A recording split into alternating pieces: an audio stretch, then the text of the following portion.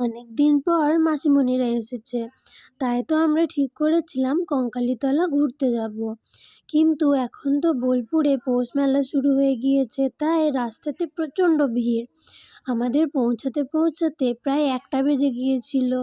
তাই সবার প্রথমে গিয়ে আমরা ভোলে বাবাকে দর্শন করে নিয়েছিলাম।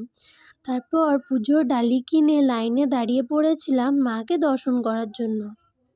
আর সেদিন অন্য দিনের তুলনায় বেশি ভিড় ছিল, কারণ সেদিন ছিল 25শে ডিসেম্বর, মানে বড়দিন। হাজার হাজার মানুষ ঘন্টার পর ঘন্টা লাইনে দাঁড়িয়েছিল শুধুমাত্র মাকে দর্শন করার জন্য। আমরাও অনেকক্ষণ লাইনে দাঁড়িয়ে থাকার পরে মায়ের দর্শন পেয়েছিলাম। তখন মাকে দেখার পর মনটা তো আরও শান্ত হয়ে গিয়েছিল।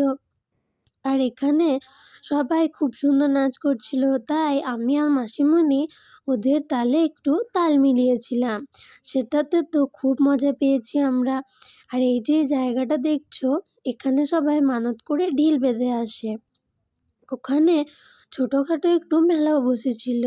ওখান থেকে এই চুড়িগুলো, আমার ঘুঁটুরির জন্য একটা স্যান্টাক্লজ দেওয়া রুল আর মায়ের ছবি কিনেছিলাম। তারপর ওখান থেকে আমরা বেরিয়ে বাইরে খাওয়া দাওয়া করে নিই। তারপর আমরা বাড়ি ফিরে আসিনি, আরও অনেক জায়গা ঘুরেছিলাম।